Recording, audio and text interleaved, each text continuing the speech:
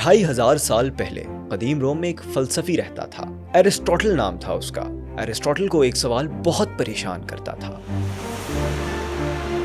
محبت، نفرت، یہ باتیں تو وہ سمجھتا تھا، لیکن بھلا یہ دوستی کیا بلا ہے؟ یہ سوال اسے بہت ستاتا تھا۔ اس سوال کے جواب میں اس نے ایک تھیوری پیش کی۔ اس تھیوری میں ایک نقطہ نمایاں تھا۔ ایرسٹوٹل نے کہا کہ دوستی کے لیے لازم ہے کہ دونوں افراد ایک دوسرے سے ملتے جلتے ہوں، اہداف اور عقائد ایک سے ہوں۔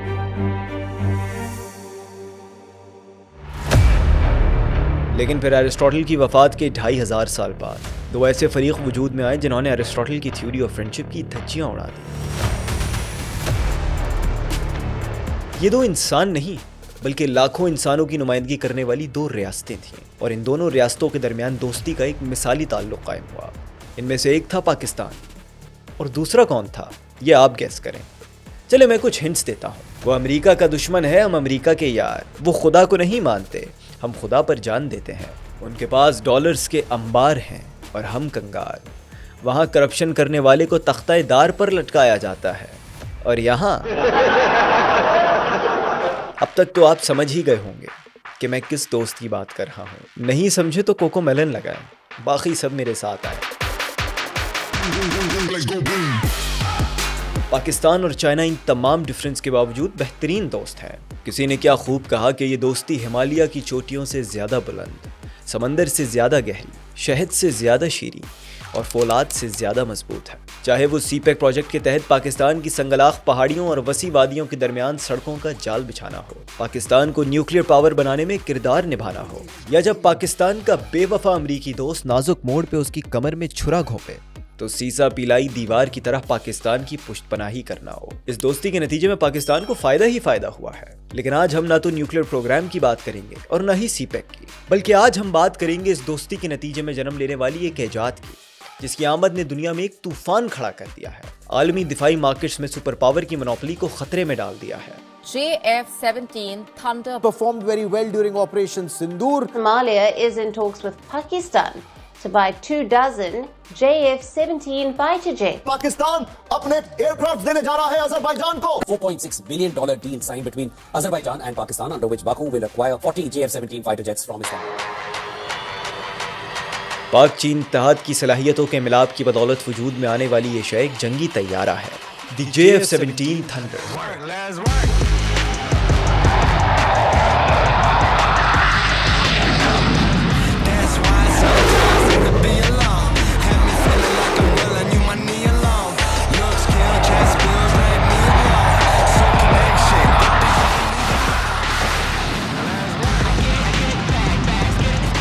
سرحد کے اندرون خانہ قبائلی علاقوں میں موجود اینٹی پاکستان جہادیوں کے ٹھکانوں پہ بم گراتا ہے۔ کبھی سرحد کے بعد ایران میں موجود پاکستان دشمن سرمچاروں کے پاس موت کا پیغام لے جاتا ہے۔ کبھی افغانستان میں موجود کلعدم TTP کے ٹھکانوں کو تباہ کراتا ہے، اور جب مشرقی پڑوسی کا طیارہ مہمان بن کر پاکستان کی سرحدی حدود میں آتا ہے تو پاکستان کا جنگی پرندہ بھرپور استقبال کرتے ہوئے اسے زمین پہ گراتا ہے، اور پھر گراؤنڈ پہ موجود دفاعی اہلکار کی جانب سے مہمان کو فینٹاسٹک ٹی پلا کر واپس روانہ کر دیا جاتا ہے۔ I hope you like the tea. The tea is fantastic. Thank you. آج یہ جنگی طیارہ سبز ہلالی پرچم کے ناقابل تسخیر دفاع کی شناخت اور دفاعی خود مختاری کی علامت بن چکا ہے۔ کئی ممالک اس طیارے کو اپنے فضائی بیڑے میں شامل کرنے کی ریس میں لگے ہوئے ہیں۔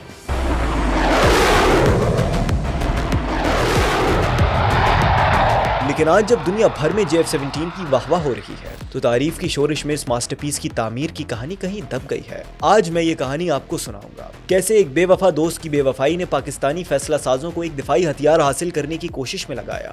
اس کی تفصیل بتاؤں گا، اور سب سے اہم یہ کہ اس طیارے میں ایسی کیا بات ہے کہ عالمی مارکیٹس ڈسٹرب ہو رہی ہیں۔ دنیا کے کئی ممالک اس طیارے کو خریدنے میں دلچسپی دکھا رہے ہیں۔ اس کا بھی جواب ڈھونڈ لاؤں گا، لیکن کہانی شروع کرنے سے پہلے میں آپ کا اس کہانی کے ایک کلیدی کردار سے تعارف کرانا چاہتا ہوں۔ وہ شخص جس نے JF-17 کے خواب کو حقیقت بنانے کے لیے اہم رول ادا کیا، ایئر مارشل ارشد ملک۔ ارشد صاحب نے JF-17 کے چیف پروجیکٹ ڈائریکٹر ہوتے ہوئے نہ صرف JF-17 کی مینوفیکچرنگ کو لیڈ کیا بلکہ مختلف ممالک کے ساتھ JF-17 کی سیلز ڈیلز لاک کرنے کا کریڈٹ بھی انہی کے سر جاتا ہے، اور اسی لیے ہم اسلام آباد گئے تاکہ آپ لوگوں کو JF-17 کی ایکسکلوزیو کہانی ارشد ملک صاحب کی زبانی سنائی جائے۔ میرے خیال میں JF-17 پاکستان کا وہ پروگرام ہے جو قومی عزم کی غمازی کرتا ہے۔ قومی عزم کی غمازی کے ساتھ ساتھ فکری استدلال اور دفاعی خود کفالت کی ایک مجسم تمثیل۔ اس تمثیل کو اگر دیکھا جائے تو یہ ایک بہت لمبی داستان ہے، بٹ آج کی نشست میں کچھ وہ دلچسپ باتیں آپ سے شیئر کروں گا جو میرے نالج میں ہیں۔ JF-17 Thunder کام بھارت نہیں کر سکا وہ کام آج پاکستان کر رہا ہے اور سندیش دے رہا ہے کہ بھارت والوں سیکھتے ہو تو سیکھ لو۔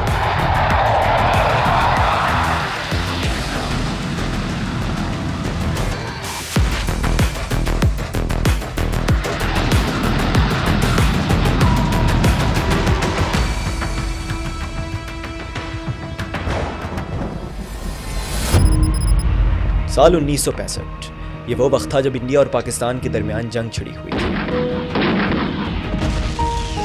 توپوں کی گونج سے دھرتی سہم رہی تھی، جہازوں کی گرج سے فضا لرز رہی تھی۔ پاکستانی افواج کو معلوم تھا کہ سپر پاور امریکہ سیٹو اور سینٹو معاہدوں کے تحت ان کا اتحادی ہے، اگر وہ براہ راست مدد نہیں کرتا تو اس جنگ میں ان کے خلاف کوئی رکاوٹ بھی نہیں ڈالے گا۔ لیکن پھر جنگ شروع ہونے کے صرف 2 دن بعد پاکستانی فوجی قیادت کو ایک شدید دھچکا لگا، کیونکہ 8 ستمبر کے دن امریکہ نے دونوں ممالک پہ ویپنز امبارگو عائد کر دیا۔ اس فیصلے سے انڈیا کو زیادہ نقصان نہ ہوا، کیونکہ ان کی فوج امریکہ سے زیادہ سوویت یونین کے اسلحے پہ ڈیپینڈنٹ تھی، لیکن پاکستان کے لیے یہ امبارگو تباہ کن ثابت ہوا، کیونکہ پاکستانی فوج کا اسلحے کے لیے امریکہ پہ مکمل حصار تھا، اور جنگ کے عروج پہ دوست کا یوں پیٹھ میں چھرا گھونپنا پاکستان کی شکست کی آگہی کر رہا تھا۔ اس وقت ایوب خان زیر اقتدار تھے اور یہ بات انہیں پریشان کرنے لگی۔ صحافی اینڈریو اسمال اپنی کتاب پاکستان چائنا ایکسس میں بتاتے ہیں کہ اس روز ایوب خان کا انفارمیشن سیکریٹری ان کے پاس آیا۔ ایوب نے کہا، امریکی ہمیں دھوکہ دے گئے ہیں، لیکن ساتھ ہی وہ خوفزدہ ہیں کہ کہیں چین اس معاملے میں نہ کود پڑے۔ یہ بات سن کر انفارمیشن سیکریٹری نے کہا، صدر صاحب اب آپ کے پاس کھیلنے کو یہی پتہ باقی ہے۔ ایوب خان مسکرائے، ہاتھ میں تھامی کتاب کو میز پہ رکھا، قدموں پہ کھڑے ہوئے اور کہا، تو چلو یہ آخری پتہ کھیلنے کا وقت آ گیا ہے۔ بالآخر 22 ستمبر کے دن جنگ بندی ہو گئی، لیکن جنگ ختم ہونے کے باوجود امریکہ کا عائد کردہ آرمز امبارگو برقرار تھا۔ چین نے پاکستان کو جنگ کے دوران بھرپور سفارتی سپورٹ فراہم کی تھی، اور جنگ کے بعد اس سپورٹ کا دائرہ وسیع تر ہو گیا۔ پاکستانی قیادت امریکہ کے رویے کی اچانک تبدیلی کے بعد فیصلہ کر چکی تھی کہ انہیں ایک دوسرے بااعتماد پارٹنر کی ضرورت ہے، اور بااعتماد ساتھی کی اس خلا کو چائنا نے پر کیا۔ چند سالوں میں چین پاکستان کا پرائمری ویپن سپلائر بن گیا۔ دونوں ممالک کے درمیان قربتیں بڑھنے لگیں، لیکن آپ کو جان کر حیرت ہوگی کہ 65 کی جنگ سے پہلے پاکستان اور چائنا کے تعلقات زیادہ خوشگوار نہیں تھے، بلکہ جب 1951 میں پہلی بار پاکستانی سفیر نے چائنا کے حاکم ماؤ زیڈونگ سے ملاقات کی تو ماؤ نے ان کا پاکستان کا نمائندہ ہونے کے بجائے برطانوی راج کے نمائندے کے طور پہ استقبال کیا۔ لیکن پھر 1960 کی دہائی کے آغاز کے ساتھ انڈیا اور چائنا کے درمیان سرحدی معاملات پہ گرما گرمی شروع ہو گئی، جس کا نتیجہ 1962 میں باقاعدہ جنگ کی صورت میں نکلا۔ اور وہ کہتے ہیں نا کہ دشمن کا دشمن دوست ہوتا ہے۔ اس جنگ کے بعد چائنا اور پاکستان کی دوستی کا آغاز ہوا۔ چائنا پاکستان کو عسکری لحاظ سے مضبوط کرنا چاہتا تھا تاکہ وہ انڈیا کو انگیج رکھ سکے، یعنی اس دوستی کی بنیاد دونوں ممالک کی انڈیا سے مشترکہ دشمنی میں پائی جاتی ہے۔ پاکستان نے بھی دوستی خوب نبھائی۔ اس وقت چائنا کو کمیونسٹ ہونے کی وجہ سے پوری دنیا سے آئسولیٹ کر کے رکھا گیا تھا۔ اس آئسولیشن کے دوران پاکستان چین کے لیے بیرونی دنیا میں ایک دریچہ ثابت ہوا، حتیٰ کہ 1971 میں پاکستان نے امریکہ اور چین کے درمیان ایک برج کا کردار ادا کیا اور دونوں ممالک کے ٹاپ آفیشلز کی خفیہ ملاقاتیں کرائیں۔ اتحاد کے بیچ سے جو پودا نکلا تھا، دونوں ممالک اس کے پھل کھا رہے تھے، اور پھر جلد ہی یہ پودا ایک قداور درخت کی شکل اختیار کرنے لگا۔ اینڈریو اسمال اپنی کتاب پاکستان چائنا ایکسس میں لکھتے ہیں کہ 65 کے بعد سے پاکستان چین کو نیوکلیر صلاحیت کے حصول میں مدد کرنے کے لیے آمادہ کر رہا تھا۔ یہ کوششیں رنگ لائیں اور بالآخر 1976 میں بھٹو نے چین کے ساتھ معاہدہ کر لیا۔ یوں نیوکلیر پروگرام پہ کام شروع ہو گیا۔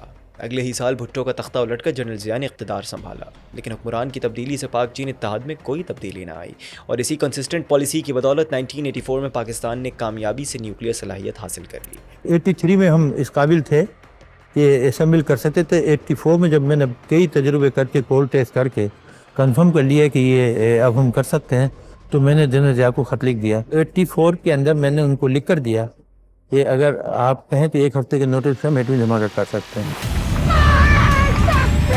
لیکن نیوکلیر بم حاصل کرنے کے باوجود پاکستان اپنے دفاع کے لیے مغربی ٹیکنالوجی پہ انحصار کر رہا تھا، جسے سیاسی دباؤ کے لیے وہ جب چاہتے روک سکتے تھے۔ 65 میں پاکستان دفاع کے لیے دوسروں پہ انحصار کرنے کا سبق سیکھ چکا تھا۔ اب وقت تھا کہ اس غلطی سے سیکھ کر کچھ عملی قدم اٹھایا جائے۔ پاکستان ایئر فورس کے پاس امریکن ٹیکنالوجی تھی، فرینچ ٹیکنالوجی تھی اور UK کی ٹیکنالوجی تھی۔ भले उसमें जहाज़ थे, रेडार थे, वेपन सिस्टम थे या सपोर्ट सिस्टम थे। लेकिन आहिस्ता आहिस्ता हमने ये महसूस किया कि हमें ख़ुद कफ़ालत की तरफ और ख़ुद मुख्तारी की तरफ जाना है। ये वो वक्त था जब पाकिस्तान एयर फोर्स की लीडरशिप ने ये फ़ैसला किया कि हमें सबसे पहले अपना जहाज़ भी बनाना चाहिए। ये 1980 की दूसरी दिहाई का वाक़या है जब पाकिस्तान एयर फोर्स की लीडरशिप ने एक सेबर 2 के नाम से प्रोजेक्ट लॉन्च किया।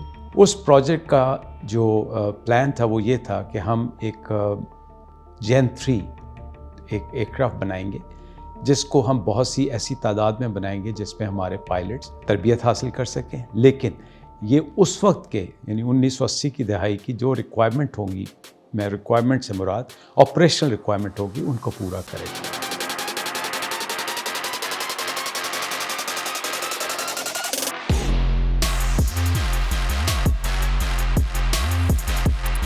$1987 में इस प्रोजेक्ट का बाकायदा आगाज़ हुआ और कुछ ही अरसे में इस जहाज़ का पहला प्रोटोटाइप तैयार हो गया।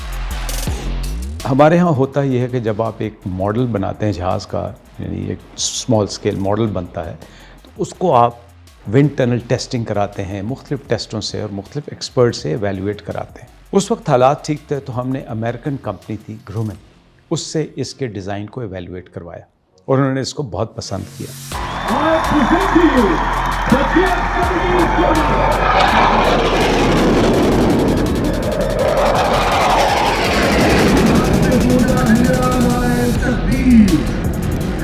डिज़ाइन तो चीन की मदद से तैयार हो चुका था, अब बारी थी इंजन और बाकी पुर्जे खरीदने की।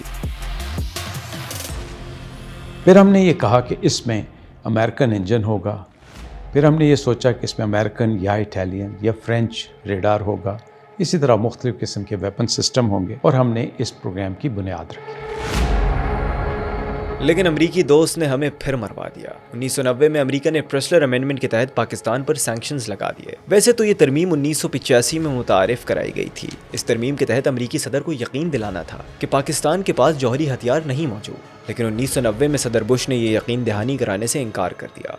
नतीजतन सैंक्शंस लगे और इन सैंक्शंस का सबसे बड़ा नुकसान ये हुआ कि पाकिस्तान जिन अमरीकी F-16 तैयारों का मुंतज़िर था, उनकी शिपमेंट रोक दी गई।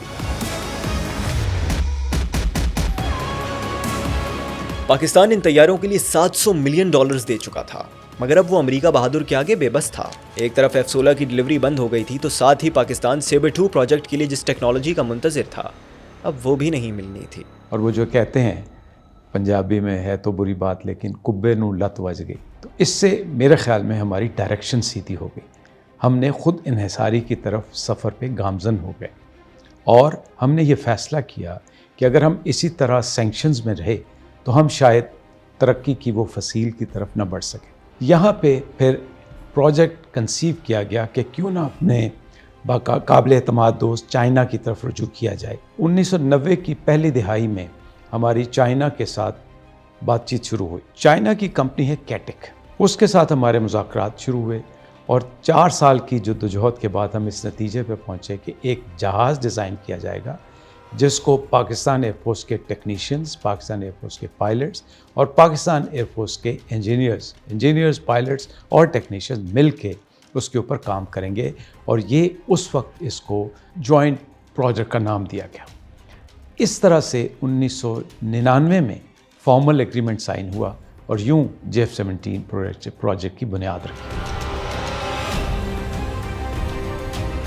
जब JF-17 का पहली बार तस्करा हुआ तो इसकी आमद का तालियों के बजाय तंजिया हंसी से इस्तकबाल हुआ। आलमी दिफाई हल्कों में इस आइडिया का खूब मजाक उड़ा। पाकिस्तान जहां मईशत का पहिया इंतहा की सुस्त रवी से चल रहा था, उस रियासत के देवकामत अज़ाइम पे हंसी तो बनती थी, लेकिन वो अरशद साहब ने शुरू में कहा ना, मेरे ख्याल में JF-17 पाकिस्तान का वो प्रोग्राम है जो कौमी अज़्म की गमाज़ी करता है। कौमी अज़्म की गमाज़ी के साथ साथ फ़िक्री इस्तदलाल और दिफाई खुद कफ़ालत की एक मुजस्सम तमसील।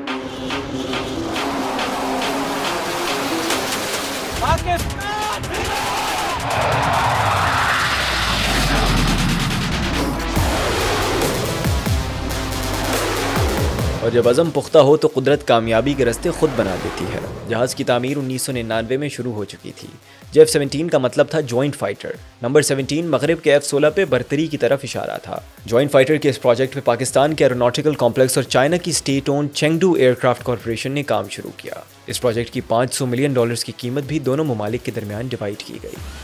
پاکستان کے پاس ٹیکنالوجیکل ایکوپمنٹ یا ٹیکنالوجیکل ایسٹس نہیں تھے، ہمارے مالی وسائل بھی اتنے نہیں تھے، اور ہماری پروڈکشن کی وہ کیپیبلٹیز نہیں تھی جو آج الحمدللہ اللہ کے فضل سے ہمارے پاس ہیں۔ سو پہلے یہ کنسیو کیا گیا کہ اس پروجیکٹ میں کوشش کی جائے گی کہ چائنا کے تعاون سے بنے گا، پھر بھی اس میں کم از کم ایویونکس کی حد تک ہم وہ ایویونکس ان ملکوں سے لیں جو ہمیں ریلیز کر دیں، لیکن پھر اس میں مشکلات سامنے آنے پڑ گئیں۔ سو پھر یہ کمپلیٹ فیصلہ یہ کیا گیا کہ پہلے اس جہاز کو بنایا جائے، اس کے بعد دیکھا جائے کہ اس میں اس وقت کون سی ایویونکس اویلیبل ہیں اور ان کو انٹروڈیوس کیا جائے۔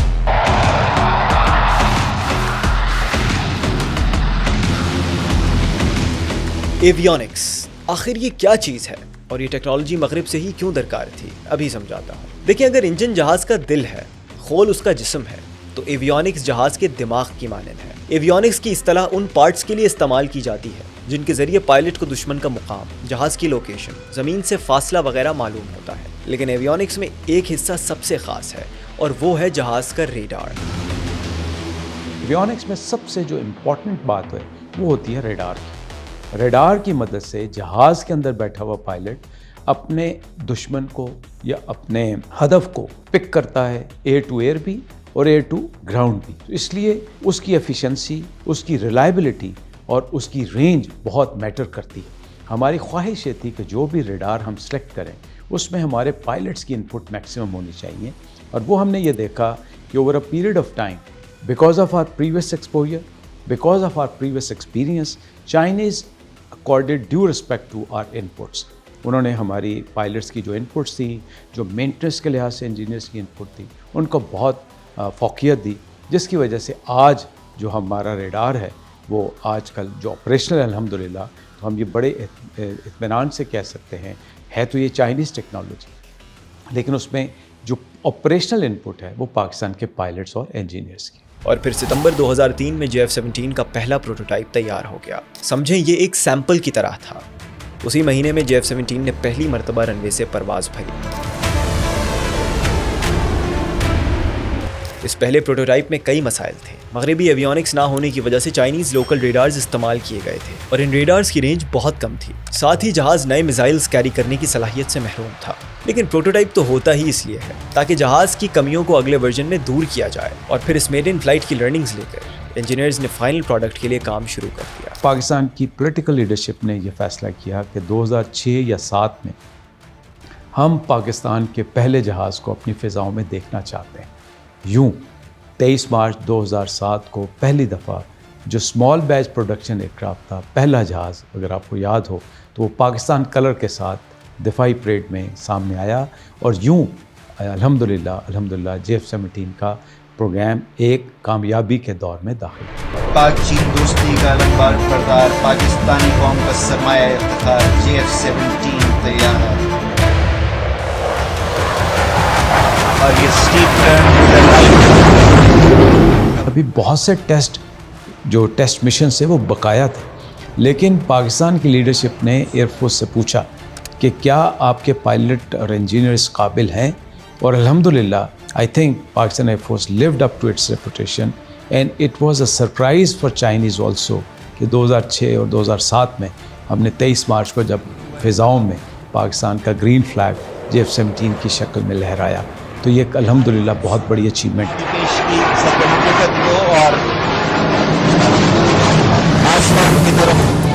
آپ کیا سمجھیں؟ بس طیارے آ گئے اور کہانی ختم ہو گئی۔ ویسے تو پاکستان میں پروگرامز کی افتتاح کی تختیاں بھی لگتی ہیں، فیتے بھی کٹتے ہیں، لیکن کچھ عرصے میں یہ پروگرامز یادداشت میں کہیں دفن ہو جاتے ہیں۔ لیکن یہاں رواج توڑا جا رہا تھا، کیونکہ 2007 میں جو طیارے چین سے بن کر پاکستان آئے وہ JF-17 کے پہلے بلاک کا حصہ تھے۔ ابھی بہتری کی بہت گنجائش تھی۔ اس کو ذرا آسان کر کے سمجھتے ہیں۔ اسی سال ٹیک کی دنیا میں ایک بریک تھرو ہوا۔ ایپل نے آئی فون کا دنیا سے تعارف کرایا، لیکن اس آئی فون میں اور آج کے آئی فون میں زمین آسمان کا فرق ہے۔ اسی طرح JF-17 بلاک 1 میں اور آج کے بلاک 3 میں زمین آسمان کا فرق ہے۔ فرق کیا ہے وہ بھی بتاؤں گا، لیکن کیا آپ جانتے ہیں بلاک 1 کی کامیاب انڈکشن کے بعد پاکستان نے JF-17 کے اگلے بیچز لوکلی تیار کرنے کا فیصلہ کیا۔ آنیسٹلی مجھے بھی یقین نہیں آیا۔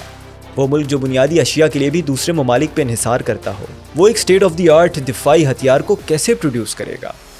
واقعی یہ ایک معجزہ تھا، لیکن ہر معجزے کی ایک منفرد کہانی ہوتی ہے، اور یہ کہانی شروع ہوئی پنجاب کے ضلع اٹک میں واقع ایک خاموش قصبے کامرا سے، جہاں پاک فضائیہ کے زیر انتظام پاکستان ایروناٹیکل کمپلیکس موجود تھا۔ اسی کمپلیکس میں ایک کمپلیکس طیارے کی مینوفیکچرنگ کا آغاز ہوا۔ پاکستان ایئر فورس نے الحمدللہ اس میں سے میکسیمم شیئر لیا، جس کی پارٹس پروڈکشن پاکستان میں ہونی تھی۔ اس کے لیے جو سب سے بڑا دشوار کن مرحلہ تھا وہ تھا ان اسپیسیفک اور پریسائز جن کو سی این سی مشینز کہتے ہیں وہ امپورٹ کرنا، اس پہ زر مبادلہ خرچ کرنا، پھر ان کو پاکستان میں لے کے آنا، پھر ان کو انسٹال کرنا۔ تو اس کے لیے ایک پوری ٹیم تھی جو کہ جس میں سول انجینئرز تھے، میکینیکل انجینئرز تھے، الیکٹریکل انجینئرز تھے، اور بوز ایویونکس کے انجینئرز تھے جنہوں نے ان مشینوں کو انسٹال کیا، اور پھر اس پہ یہ پارٹس پروڈیوس ہونا شروع ہوئے۔ Major portion of parts production was brought in Pakistan, اور جو لارج یا جن پہ انویسٹمنٹ زیادہ آتی تھی اور جن پہ چائنا پہلے سے خود کفیل تھا، وہ پارٹس چائنا میں بنتے رہے، جن میں ونگ تھا، جن میں ٹیل تھی، اور اسی طرح پورا انجن جو تھا وہ ایز اٹ از رشیا سے چائنا آتا تھا اور چائنا سے پاکستان آتا تھا۔ کامرا کی انہی ورکشاپس میں جہاں پہلے صرف طیاروں کی مرمت ہوتی تھی، اب وہاں تخلیق کا مرحلہ شروع ہو چکا تھا، لیکن ابھی بھی طیارے کے ایویونکس چین میں ڈیولپ ہو رہے تھے۔ کئی لوگوں کا خیال ہے کہ ان ڈیولپمنٹس کا کریڈٹ صرف چائنیز ٹیکنیشینز کو جاتا ہے، لیکن اس ڈیولپمنٹ میں نہ صرف پاکستانی افراد انوالو تھے، بلکہ انہوں نے ایک اہم گیپ کو فل کرنے میں کردار ادا کیا۔ ہمارے پائلٹس اور انجینئرز نے اس میں بھرپور انپٹ دی، اور وہ انپٹ کیا تھی جو میں بار بار کہہ رہا ہوں کہ ہمارے لوگوں کا ایکسپوجر جو تھا وہ ویسٹ کی ٹیکنالوجی سے تھا، اور ویسٹ ٹیکنالوجی اس وقت بام عروج پہ تھی۔ وہ انپٹس، وہ نالج جب چائنیز کی ٹیکنالوجی کے ساتھ ملتا ہے، امتزاج بنتا ہے، تو وہ ایک اچھے جہاز کی صورت میں آ جاتا ہے۔ یہاں یہ بات کہنی بڑی ضروری ہے کہ چائنا نے اس میں انویسٹمنٹ تو کی، لیکن چائنا کی انویسٹمنٹ اپنی مین پاور پہ بھی تھی جو کہ انہوں نے رشیا سے ٹریننگ لے کے کی۔ اب آپ یہ سمجھتے ہیں کہ رشین ٹیکنالوجی ورسز ویسٹ کی ٹیکنالوجی میں دیر از اے گیپ۔ اس گیپ کو جو فل کرنا تھا وہ پاکستان کے لوگوں نے کیا۔ اور دونوں ممالک کی صلاحیتوں کے ملاپ کے نتیجے میں سال 2015 میں JF-17 کا دوسرا بلاک تیار ہو گیا۔ بلاک 1 کے فیڈ بیک کے مطابق بلاک 2 طیاروں میں کئی تبدیلیاں کی گئی تھیں۔ نمبر 1، اس جہاز میں ایئر ٹو ایئر ریفیولنگ کی ٹیکنالوجی متعارف کرائی گئی۔ اس ٹیکنالوجی کے ذریعے جہاز کے فضا میں موجود رہتے ہوئے ایک دوسرے ٹینکر ایئر کرافٹ کے ذریعے ریفیولنگ کی جا سکتی تھی۔ ایئر ٹو ایئر ریفیولنگ کا بنیادی فائدہ تو یہ ہے کہ جہاز ریفیولنگ کے لیے واپسی آئے بغیر لمبے فاصلے طے کر سکتا ہے۔ دوسرا یہ کہ تمام طیارے ایک محدود وزن اٹھانے کی صلاحیت رکھتے ہیں۔ جب ایئر ٹو ایئر ریفیولنگ کی صلاحیت موجود ہو تو طیاروں میں فیول کم بھرا جاتا ہے تاکہ وہ بھاری پے لوڈز لے جا سکیں۔ ایک مرتبہ جب وہ یہ پے لوڈز گرا دیں تو جہاز کو دوبارہ ریفیول کیا جائے گا، جس کے بعد واپسی کا سفر بآسانی مکمل ہو جائے گا۔ نمبر 2، ریڈار بہتر کیا گیا۔ Number 3، data link. Data link technology کا آپ نے پاکستان انڈیا کی حالیہ جنگ کے بعد خوب تذکرہ سنا ہوگا۔ یہ ٹیکنالوجی فضا میں اڑنے والے جہازوں کو گراؤنڈ پہ موجود ایئر ڈیفنس سسٹمز اور کنٹرولز کے ساتھ کنیکٹ کر دیتی ہے۔ دوسرا یہ کہ مثال کے طور پہ 4 جہاز فضا میں اڑ رہے ہیں، چاروں میں سے کسی ایک کے ریڈار پہ دشمن طیاروں کو ڈیٹیکٹ کیا جاتا ہے، تو ڈیٹا لنک ٹیکنالوجی کے ذریعے وہی سگنل باقی 4 طیاروں کو بھی دے دیا جائے گا۔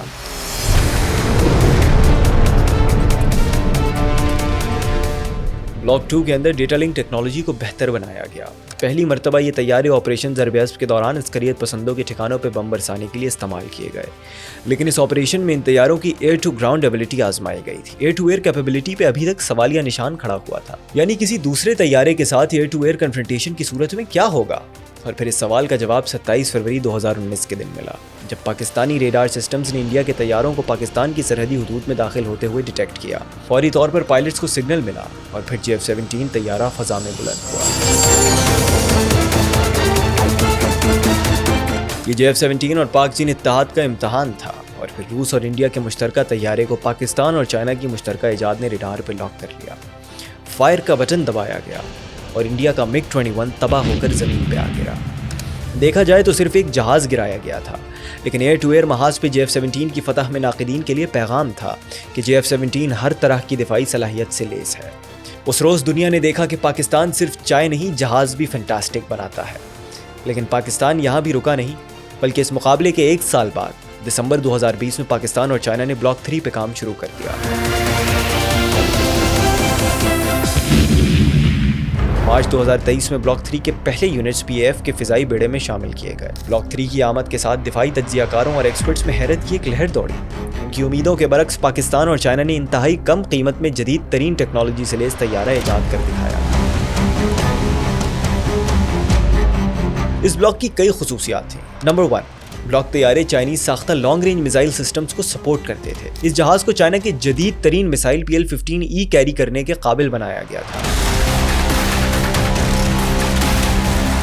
اس میزائل کے ذریعے تقریباً 150 کلومیٹرز کی دوری پہ موجود دشمن کو ٹارگٹ کیا جا سکتا ہے۔ یہ ایریل وارفیئر میں پاکستان کے لیے گیم چینجر تھا۔ Number 2، helmet mounted display. اس ٹیکنالوجی کے ذریعے کاکپٹ میں بیٹھے پائلٹس اپنی آنکھوں کی حرکت سے ٹارگٹس کو لاک کر سکتے تھے اور کلوز رینج میسائلز کو ہدف کی طرف گائیڈ کر سکتے تھے۔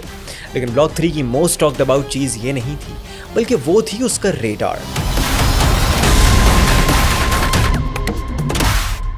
AESA ریڈار یہ پہلی مرتبہ امریکہ نے ایجاد کیا، لیکن سالوں بعد چائنیز نے کامیابی سے اسے ریپلیکیٹ کر کے JF-17 طیارے میں شامل کیا۔ یہ ریڈار بہت ہی فیسینیٹنگ ہے۔ یہ جہاز کی نوز میں فٹ کیا جاتا ہے اور اس میں ہزاروں ذرات ہوتے ہیں جو فضا میں ادھر سے ادھر ریڈیو سگنلز بھیجتے ہیں۔ اس سے ہوتا یہ ہے کہ گراؤنڈ پہ موجود دشمن کا ریڈار کنفیوز ہو جاتا ہے اور جہاز کی لوکیشن کا تعین کرنا مشکل ہو جاتا ہے۔ اس کی دوسری خاصیت یہ ہے کہ یہ ایک ساتھ تقریباً 40 ٹارگٹس ٹریک کر سکتا ہے اور میسائلز فائر کرنے کے بعد اس ریڈار کے ذریعے ایک سے زائد میسائلز ٹارگٹ کو ٹریک کر کے اسے ہٹ کر سکتے ہیں۔ میزائل سے یاد آیا، پاکستانی انٹیلیجنس اتنی مضبوط تھی کہ وہ پہلے سے جانتے تھے چائنیز کون سی میزائلز تیار کر چکے ہیں۔ یہ بھی بڑا دلچسپ واقعہ ہے۔ جب بلاک 2 بن رہا تھا اور سیکنڈ یا تھرڈ بیچ اس کا آ رہا تھا، ہر بیچ میں 5 سے 10 جہاز ہوتے ہیں، تو ہم نے ان سے بلاک 3 کی باتیں کرنی شروع کر دی اور ہم نے ان سے وہ میزائل کی بات کرنی شروع کر دی جو ہمارے خیال میں اور ہمارے انٹیلیجنس کے مطابق ان کے پاس تھے، جن کی وہ ہم سے بات نہیں کرتے تھے۔ تو وہ کہتے تھے تم لوگ آگے کی کیسے سوچتے ہو، تمہیں پتہ کیسے چلتا ہے؟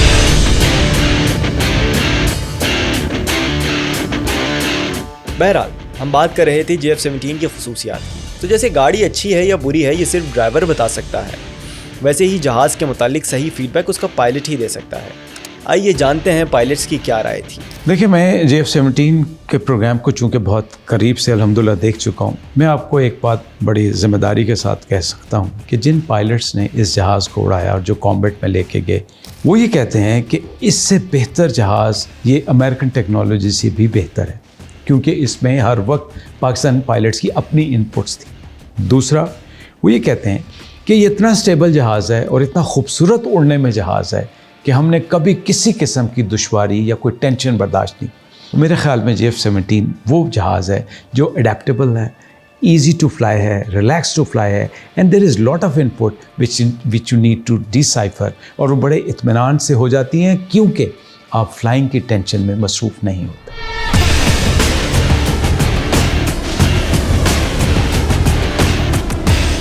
اور شاید انہی خصوصیات کی بدولت دنیا کے کئی ممالک JF-17 طیاروں کو اپنی فضائی فلیٹ کا حصہ بنانا چاہتے ہیں۔ سیلز کا آغاز ہوا 2015 میں میانمار کی ایئر فورس کے ساتھ اور 2018 میں پاکستان کی جانب سے طیاروں کی ڈلیوری شروع ہوئی۔ 2016 میں نائجیریا کے ساتھ معاہدہ ہوا اور 2021 میں طیارے کی ڈلیوری شروع ہو گئی۔ 2025 میں آذربائیجان کے ساتھ دفاعی معاہدہ ہوا اور اکتوبر کے مہینے میں JF-17 بلاک 3 ویریئنٹ کی ڈلیوریز شروع ہو گئیں۔ اس وقت بلومبرگ کے مطابق کئی ممالک JF-17 میں دلچسپی ظاہر کر رہے ہیں۔ جنوری 2026 میں عراق، بنگلہ دیش اور انڈونیشیا نے طیارے خریدنے میں دلچسپی کا اظہار کیا۔ لیبیا کے ساتھ کیے گئے دفاعی معاہدے میں JF-17 طیاروں کی ڈلیوری بھی شامل ہے اور کچھ رپورٹس کے مطابق سعودی عرب بھی JF-17 میں دلچسپی ظاہر کر رہا ہے۔ لیکن آخر کیوں؟ دنیا میں کئی آپشنز ہیں۔ اگر امریکہ کو چھوڑیں تو فرانس اور سویڈن جیسے کئی ممالک بھی جنگی طیارے بنا رہے ہیں، حتیٰ کہ اب تو انڈیا بھی اس ریس میں شامل ہو گیا ہے۔ وہ اور بات ہے کہ ریس کی شروعات میں ہی باہر ہو گیا ہے۔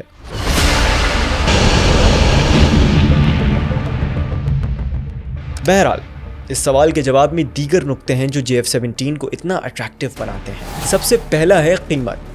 معاشی پہلو پہ غور کریں تو JF-17 تمام کمپیٹیٹرز کو مات دیتا ہے، کیونکہ اس وقت JF-17 بلاک 3 کا ایک یونٹ تقریباً $25 ملین کا بک رہا ہے۔ اس کے برعکس ذرا دوسرے 4.5 جنریشن ایئر کرافٹس پہ نظر ڈالتے ہیں۔ امریکی F-16 کی قیمت ہے $60 سے $70 ملین اور MiG-29 کی قیمت ہے $40 سے $50 ملین۔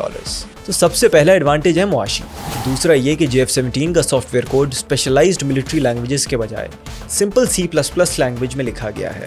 اس کا مطلب یہ ہے کہ دوسرے ممالک کے سائنٹسٹ بآسانی کوڈ میں ترمیم کر کے سافٹ ویئر کو مختلف ہتھیاروں کے حساب سے تبدیل کر سکتے ہیں۔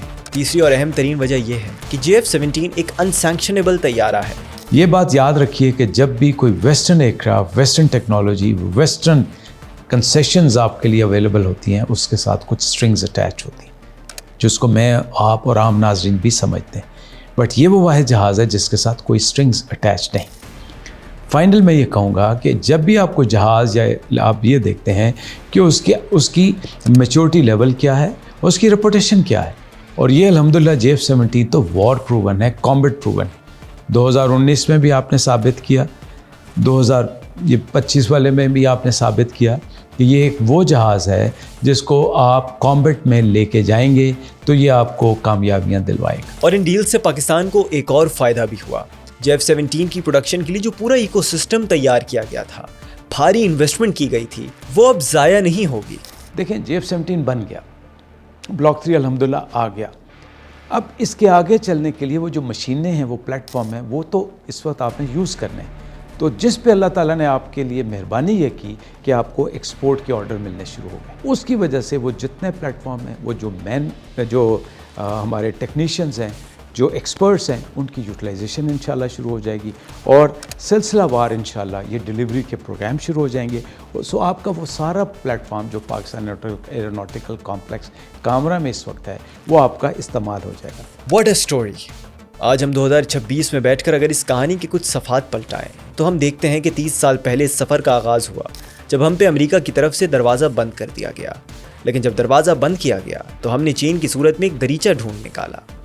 اس دریچے سے قدم باہر رکھ کر ہم نے خود کفالت کے سفر کا آغاز کیا، اور 30 سال بعد آج ایک پوری انڈسٹری قائم کی جا چکی ہے۔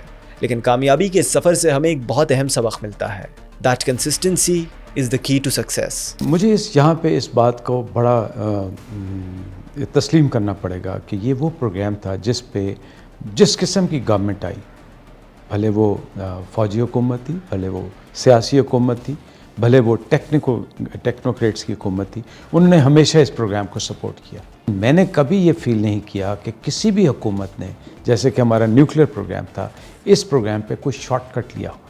اگر خدا نہ خواستہ وہ شارٹ کٹ لیتے تو آج آپ اس عزت اور وقار کو نہ حاصل کر پاتے، اور یہ ہمارے لیے ایک بہت بڑا سبق ہے کہ جب قومی اتفاق رائے ہو، جب قومی استدلال ہو، اور جب آپ فوکس ہو جائیں کہ ہم نے یہ اچیو کرنا ہے which is in the best interest of our nation, so وہ پروگرام یا وہ ارادہ یا وہ منزل ہمیشہ حاصل ہو۔